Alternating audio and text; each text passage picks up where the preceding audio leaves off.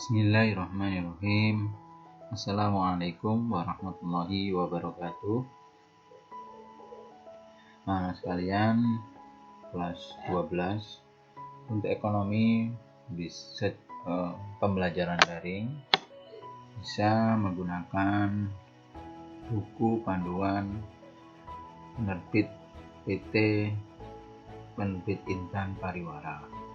Silakan dicari di internet, ya, searching ya, bentuk e-book atau PowerPoint atau e-booknya lebih pas ya, buku elektroniknya. Jadi silakan cari di Google. Ya, kita pakai ini selama pembelajaran daring.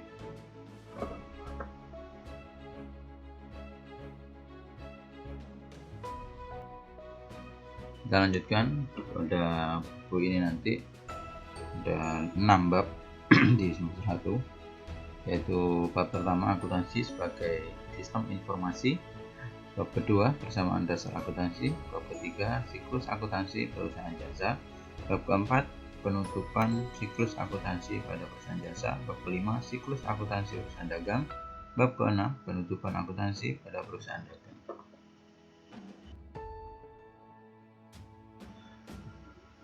Baik, kita mulai pada bab pertama, akuntansi sebagai sistem informasi. Perhatikan ilustrasi gambar yang ada di slide ini. Itu adalah gambar apa? Ya, benar. Itu adalah gambar pertokoan atau retail.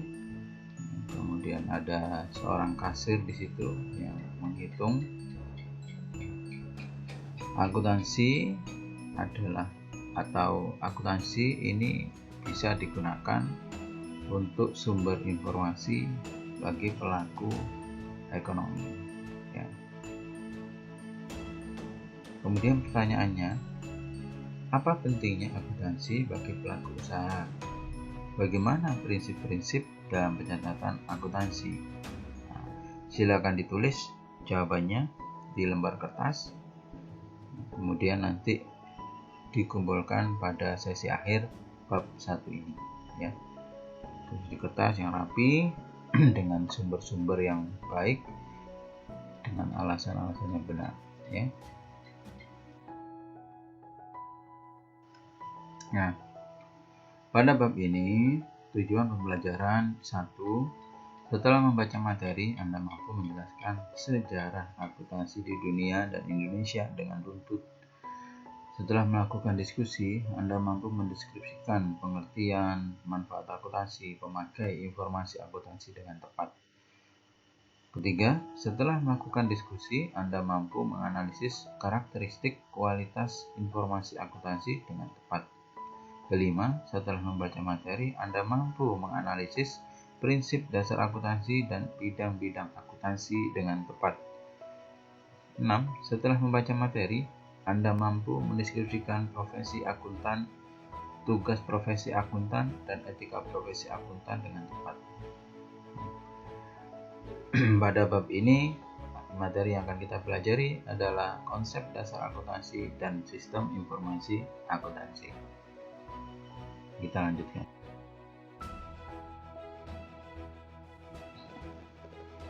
Konsep dasar akuntansi.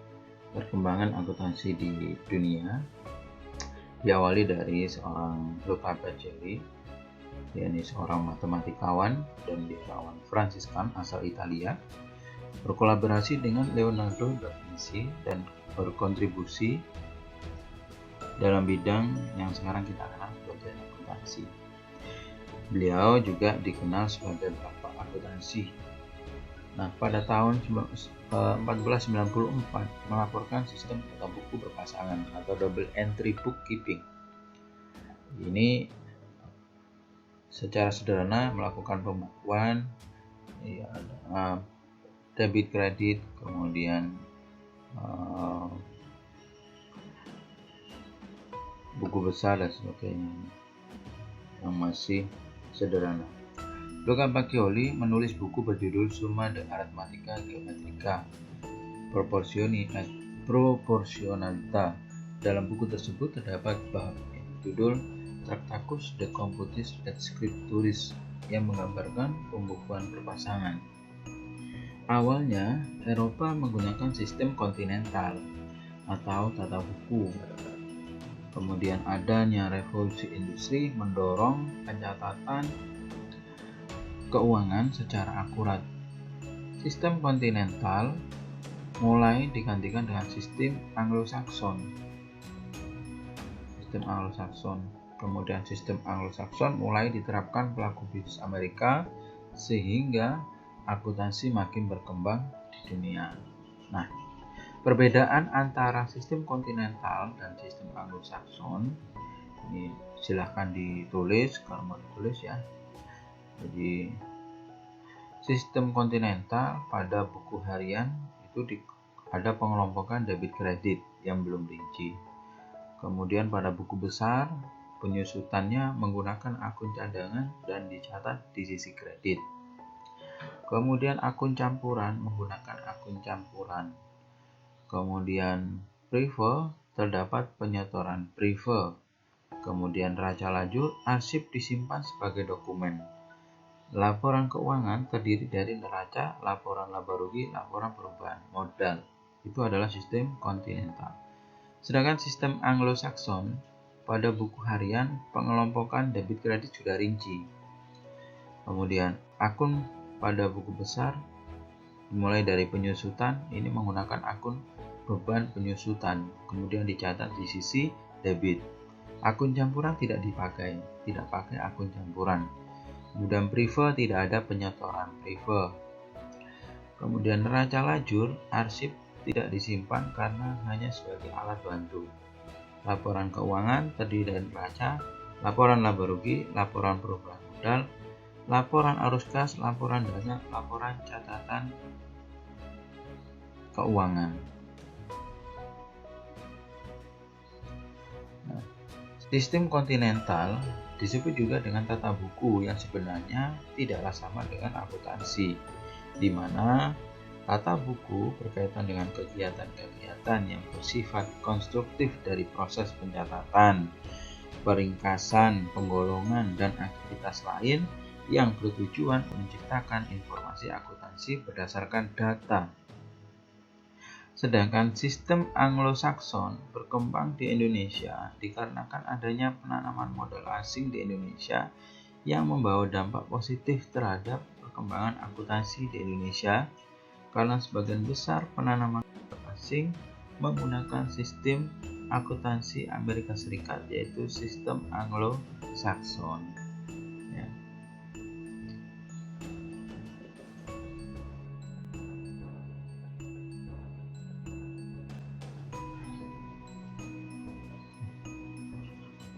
Perkembangan akuntansi di Indonesia mulai dari pencatatan hasil tanam paksa di Indonesia oleh Belanda menggunakan pembukuan kontinental.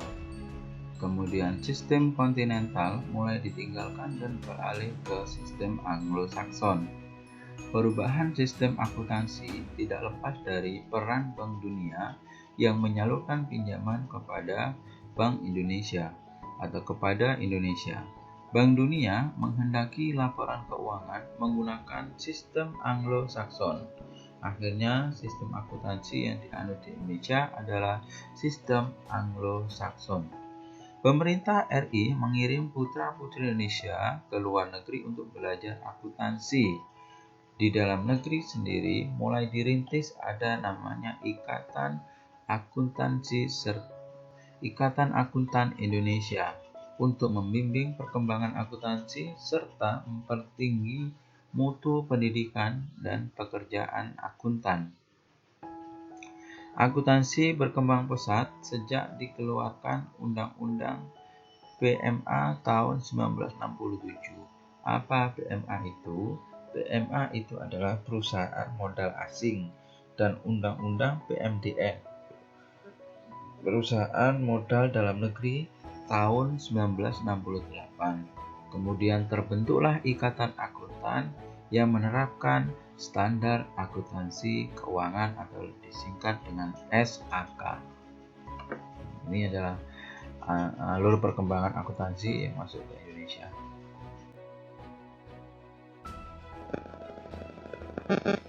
Sistem informasi akuntansi. Pengertian akuntansi, yakni sistem informasi yang mengidentifikasi, mencatat, dan mengkomunikasikan kejadian ekonomi dari suatu organisasi kepada pihak yang kepentingan. Jadi, akuntansi itu catatan yang terkait dengan kejadian ekonomi, yaitu kegiatan-kegiatan transaksi-transaksi keuangan, dicatat, kemudian diidentifikasi. Hasil dari catatan dan identifikasi itu kemudian dijadikan alat komunikasi untuk pihak-pihak yang berkepentingan.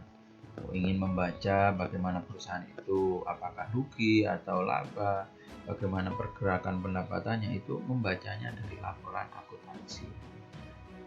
Kemudian manfaat akuntansi. Manfaat umum, memperoleh informasi keuangan perusahaan yang akurat sehingga pemakai laporan keuangan dapat mengambil keputusan dengan tepat sebagai alat pertanggungjawaban manajemen kepada pemilik perusahaan. Jadi secara umum akuntansi bisa dipertanggungjawabkan. Jadi bagaimana akuntansi itu bisa dipakai alat untuk laporan keuangan pada perusahaan. Kemudian laporan itu bisa digunakan sebagai alat untuk mengambil keputusan. Manfaat kedua yaitu manfaat khusus, memberikan informasi keuangan yang dapat dipercaya, memperoleh laba, informasi mengenai kebijakan yang digunakan perusahaan, serta aktivitas pembiayaan dan investasi. Jadi secara khusus bisa digunakan untuk alat kebijakan perusahaan, juga bisa untuk melihat informasi atau memperoleh laba atau rugi. Nah, itu manfaat dari akuntansi. Masih tetap ya, semangat, kita lanjutkan ke slide berikut. Nah, siapa sih sebenarnya yang memakai sistem informasi akuntansi? Orang yang memakai atau yang memanfaatkan sistem informasi akuntansi. Yang pertama secara internal itu berarti yang di dalam perusahaan itu sendiri, yakni pihak yang melakukan perencanaan, pengorganisasian, pengarahan, dan pengendalian organisasi seperti manajer pemasaran. Dia butuh ya bagaimana dengan informasi akuntansi itu barang-barang yang laku terjual itu bagaimana perilakunya, kemudian barang-barang yang agak sulit terjual bagaimana perlakuan. Ini manfaat sekali bagi manajer pemasaran. Kedua, kepala bagian produksi. Ini juga penting. Ketika barang itu permintaannya banyak, maka bagian produksi harus selalu tersedia, harus selalu menyediakan barang tersebut. Sehingga bicara tentang stok barang, kemudian stok bahan baku. Nah, pada proses produksi ini tidak boleh berhenti. Kemudian direktur keuangan, sudah pasti direktur keuangan ini yang mengelola anggaran, yang mengelola dana dalam perusahaan, bagaimana supaya dan perusahaan ini lancar ya, tidak ada kendala dari sisi keuangan. Nah, ini adalah merupakan pemakai internal informasi akuntansi perusahaan. Kemudian pemakai eksternal berarti dari luar. Yang pertama ada kreditur, orang yang memberikan pinjaman, orang yang memberikan pinjaman kepada pihak perusahaan. Nah, ini penting melihat bagaimana kinerja keuangannya, apakah baik atau buruk atau maju atau mundur. Nah, ini tujuannya adalah supaya kreditur itu percaya kepada perusahaan, dan ketika sudah percaya kepada perusahaan maka dana itu akan diberikan. Yang kedua adalah pemerintah. Nah, pemerintah juga butuh yang terkait apa? Terkait dengan perpajakan, ya, pajak yang harus dibayar oleh perusahaan. Ya. Ini. Kemudian yang ketiga adalah calon investor. Jadi orang ketika mau berinvestasi atau menitipkan uangnya kepada perusahaan, dia harus tahu dulu bagaimana kinerja keuangan dari perusahaan itu. Yang keempat adalah pemasok, ya, supplier, pemasok barang, atau kalau di bidang produksinya ya berarti pemasoknya ini ya harus tahu tujuannya apa, ya untuk barang yang didistribusikan ini kira-kira mampu enggak bayarnya gitu ya, mampu enggak bayarnya. Kemudian yang keempat, pemilik atau pemegang saham. Sudah pasti ya, seorang pemilik atau pemegang saham ini dia berhubungan langsung dengan perusahaan, dia memiliki kebijakan dalam mengambil keputusan, maka dia harus tahu laporan keuangannya bagaimana. Kemudian karyawan atau serikat pekerja, ini terkait dengan transparansi perusahaan terkait dengan karyawan. Tujuannya apa? Karena karyawan ini adalah satu kesatuan di dalam perusahaan, tidak boleh hanya pemiliknya saja. Jadi kalau ada hal-hal misalnya terkait dengan keuangan, perusahaan ini sekarang lagi minim jualannya, sehingga karyawan juga memahami itu. Kemudian kalau dapat keuntungan yang besar, ya karyawan juga harus tahu hal itu, sehingga perusahaan itu bersifat kondusif, artinya berjalan, karyawannya nyaman sesuai dengan yang diinginkan oleh pemilik atau pemegang saham. Yang terakhir adalah masyarakat. Jadi semakin masyarakat itu mengetahui kinerja keuangan atau laporan keuangan itu perusahaannya bagus, kemudian mendapat pengakuan dari asosiasi atau mendapat pengakuan baik dari asosiasi yang berhubungan dengan keuangan, misalnya IAI atau BPK, Badan Pemeriksa Keuangan, tidak ada masalah sebagainya, maka semakin menumbuhkan kepercayaan masyarakat kepada perusahaan tersebut. Nah, itu adalah pemakai sistem informasi akuntansi.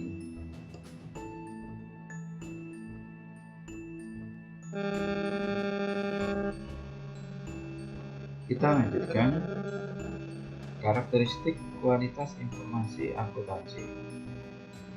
Sifat laporan keuangan. Yang pertama, relevan. Relevan ini informasi yang disajikan harus sesuai dengan kebutuhan para pemakai informasi. Artinya informasi tersebut mampu membantu pemakai untuk memprediksi hasil atau akibat peristiwa masa lalu, sekarang, atau yang akan datang.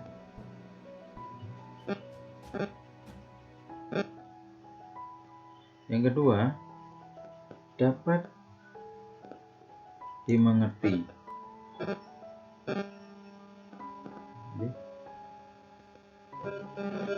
Informasi akuntansi harus mudah dipahami dan mudah dibaca sehingga gampang dimengerti bagi para pemakai informasi akuntansi. Kemudian yang ketiga, tepat waktu. Jadi sifat laporan keuangan terakhir dalam satu periode itu adalah 1 tahun. Jadi di bulan Desember harus selesai, kemudian pelaporannya bisa pada waktu bulan Januari misalnya atau Februari. Nah, ini harus tepat waktu. Kemudian daya banding. Informasi yang disajikan dapat diperbandingkan oleh pemakai dari waktu ke waktu. Artinya dari tahun ke tahun itu dapat dibandingkan bagaimana laporannya itu ada kenaikan atau penurunan. Kemudian berikutnya adalah daya uji. Daya uji ini bisa diuji, bisa dianalisis, ya, bisa digunakan untuk analisis atau diujikan. Kemudian berikutnya netral.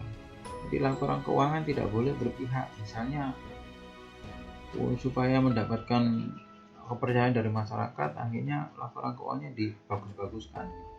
Nah, itu tidak boleh ya.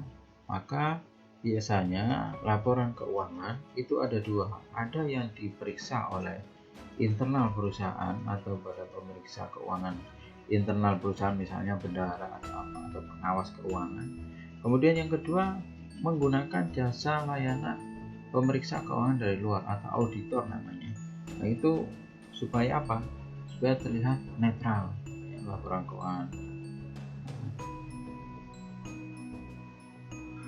Kemudian materialitas bisa bisa memunculkan nilai-nilai yang relevan ya, pada laporan keuangan. Kemudian mempunyai nilai prediksi, bisa diprediksi untuk masa yang akan datang. Ini ya. Jadi itu sifat laporan keuangan. Sedangkan tujuan laporan keuangan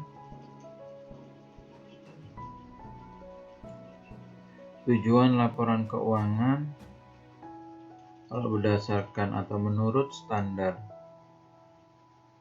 akuntansi keuangan itu bagian dari proses pelaporan keuangan.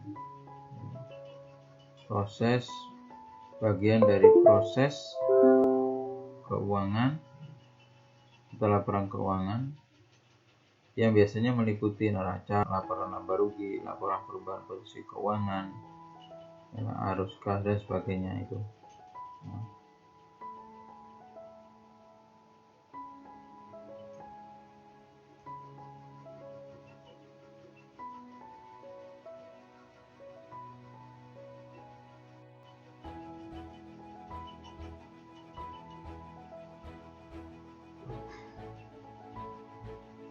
Sedangkan menurut prinsip akuntansi Indonesia, laporan keuangan ya menunjukkan posisi keuangan yang bersifat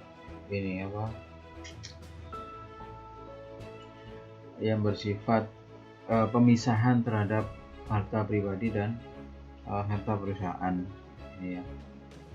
Jadi ini karakteristik kualitas informasi.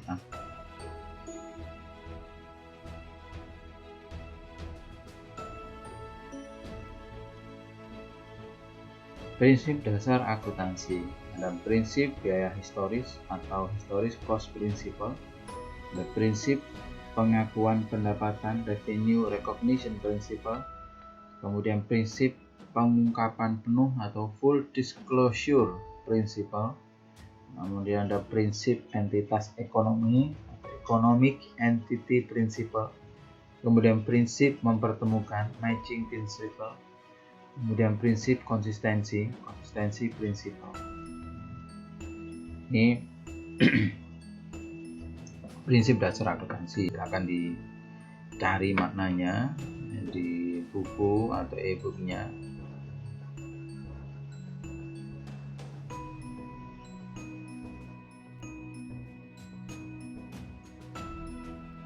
Nah, bidang-bidang akuntansi yang berhubungan dengan akuntansi apa saja sih? Yang pertama ada akuntansi keuangan. Akuntansi keuangan yang membahas atau yang berkaitan dengan bagaimana memanage anggaran keuangan dari perusahaan, dari pengelolaan anggaran itu bagaimana dikelola atau ditata. Nah, itu hubungannya dengan akuntansi keuangan.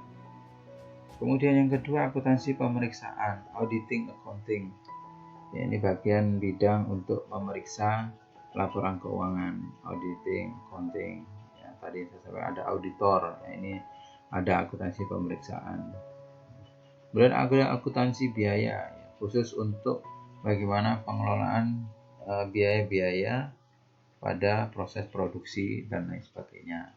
Akuntansi manajemen, nah ini pengelolaan dalam bidang akuntansi, bagaimana membuat alur sistem informasi manajemen. Ini bagian dari ini, akuntansi manajemen ya, dari misalnya mulai dari gudang, permintaannya itu nanti bagaimana, kemudian lari ke bagian keuangan, kemudian lari ke bagian pemasaran dan sebagainya. Itu ada sistem informasi manajemen atau sistem akuntansi ya. Kemudian akuntansi anggaran yang berkaitan dengan budgeting, accounting, ini adalah yang dipakai oleh pemerintah ya. Tidak, di pemerintah ini ada namanya anggaran pendapatan dan belanja negara. Nah, ini budgeting, accounting, bagaimana penggunaan anggaran antara pemasukan dan pengeluaran. Kemudian akuntansi perpajakan, ada tax accounting ya. Jadi bagaimana pelaporan keuangan dari perpajakan, nah akuntansinya bagaimana. Juga ada bidang-bidang akuntansinya. Ada akuntansi sektor publik ya, public sector accounting, sector accounting, akuntansi sektor publik. Nah, akuntansi sektor publik ini keuangannya harus dilaporkan oleh perusahaan-perusahaan yang go public gitu ya, ada perusahaan yang jual saham dan sebagainya. Ini akuntansi sektor publik. Kemudian ada sistem akuntansi dari bidang-bidang sistem akuntansi sendiri.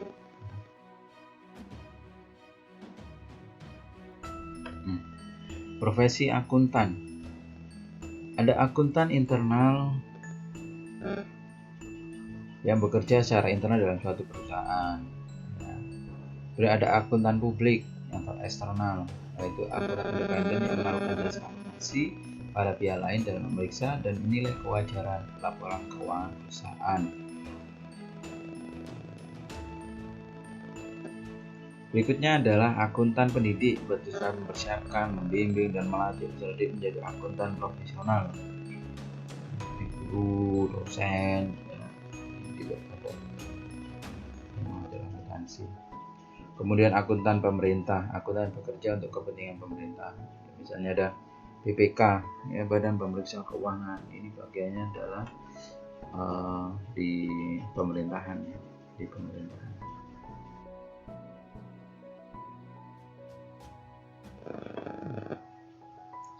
Etika profesi akuntan. Jadi seorang akuntan itu karena dia disumpah ya, sudah menjadi seorang pemeriksa keuangan atau akuntan, maka akuntan dilindungi oleh Undang-Undang Nomor 5 Tahun 2011 tentang akuntan publik. Jadi tadi kalau ada tadi itu yang profesi, ada akuntan eksternal, itu dia disumpah. Yang pertama harus memiliki integritas. Ya, memiliki integritas itu memiliki kepercayaan, memiliki track record yang baik. Nah, ini. Kemudian yang kedua adalah objektivitas dalam menilai suatu laporan keuangan harus objektif didasarkan pada fakta, ya, bukan opini.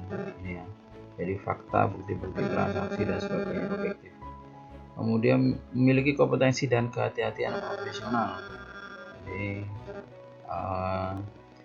seorang akuntan harus memiliki kompetensi dan profesional dan hati-hati.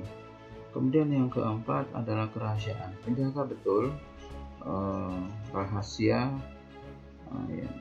perusahaan yang menjadi konsultannya. Ini untuk keuangannya betul-betul bersifat rahasia, tidak dipublikasikan. Ya.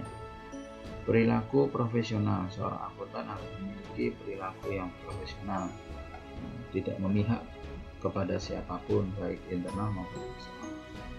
Nih, ya. Ini sepertinya ini adalah slide terakhir. Jadi, anak-anak, saya yakin dari slide-slide yang tadi saya sampaikan masih banyak kekurangan, maka silahkan kalau ada pertanyaan langsung bertanya ya, atau tidak perlu malu-malu, jadi langsung bertanya yang belum paham, karena ini adalah awal pertemuan untuk pembahasan akuntansi sebelum lebih jauh ya. Sekian presentasinya, saya akhiri. Allahumma fiqil aqwim thoriq. Wassalamualaikum warahmatullahi wabarakatuh.